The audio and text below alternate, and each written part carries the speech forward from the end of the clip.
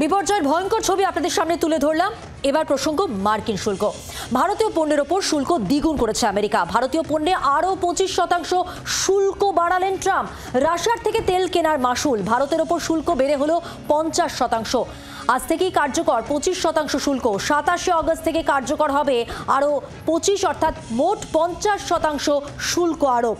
প্রথম থেকেই আমেরিকার প্রেসিডেন্ট বলেছিলেন যে রাশিয়ার সঙ্গে বাণিজ্যের জেরে ভারতকে জরিমানা দিতে হবে। বুধবার হোয়াইট হাউস থেকে সেই জরিমানার অঙ্ক জানিয়ে দেওয়া হয়েছে। ভারতের উপর আরও 25% শুল্ক আরোপ করেছে আমেরিকা।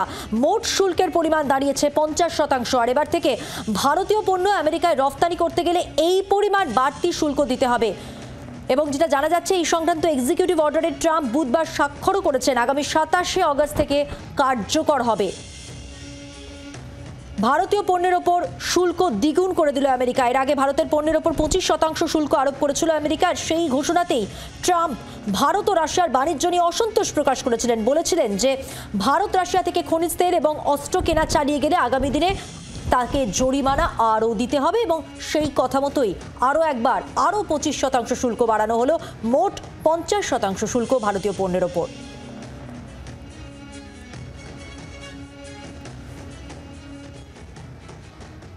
আর এবার এখানেই প্রশ্ন উঠছে যে কেন ভারতের ওপর রাগ ট্রাম্পের?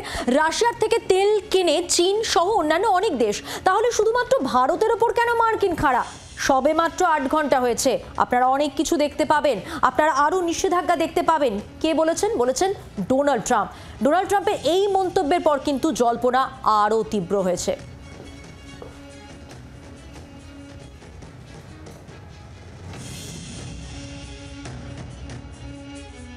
Only been 8 hours, so let's see what happens over the next.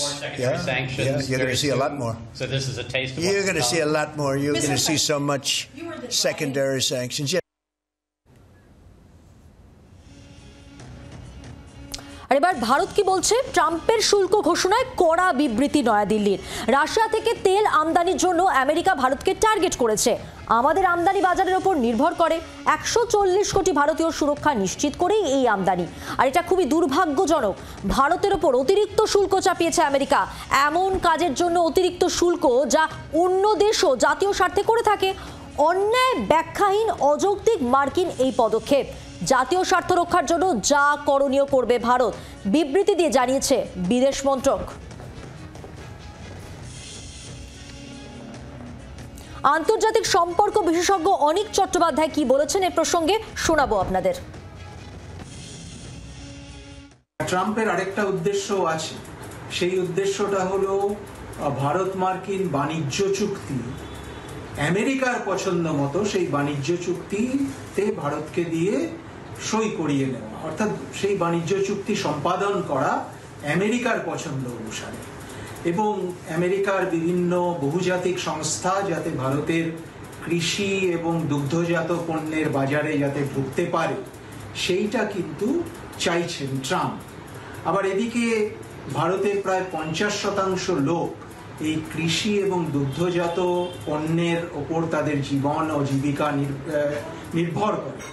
ফলে ভারত চাইবে না এরকম কোনো চুক্তি হোক যেখানে তার দেশের 50% লোকের জীবন জীবিকা সেটা ব্যতিব্যস্ত হয়ে পড়ে, সেটা খুব খারাপ অবস্থার দিকে চলে যায়। এবার শোনাবো রাজনৈতিক বিশ্লেষক সুমন ভট্টাচার্য, তিনি কি বলেছেন। রাজ কাপুরের সঙ্গম সিনেমায় একটা গান ছিল, দোস্ত দোস্ত না রাহা। নরেন্দ্র মোদীর আজকে সেই গানটা মনে পড়ছে কিনা জানা নেই, কিন্তু এ বিষয়ে অন্তত কোনো সন্দেহ রাখার দরকার নেই যে ডোনাল্ড ট্রাম্পের মতো বন্ধু থাকার চাইতে শত্রু থাকা বেটার। যে ডোনাল্ড ট্রাম্পের প্রেসিডেন্ট পদে জয় নিয়ে গেরুয়া শিবির উল্লসিত ছিল, এমনকি পশ্চিমবঙ্গের শুভেন্দু অধিকারী থেকে বিজেপির ছোট বড় কুচো নেতারা টুইট করেছিলেন, তারা এই বুধবার রাতে কি বলবেন তা জানি না। কিন্তু এটা পরিষ্কার যে বিজেপির পক্ষে বা কেন্দ্রীয় সরকারের পক্ষে এর চাইতে অস্বস্তির বিষয় আর কিছু হতে পারে না। বাংলার আওয়াজ, বাঙালির আবেগ, জি 24 ঘন্টা।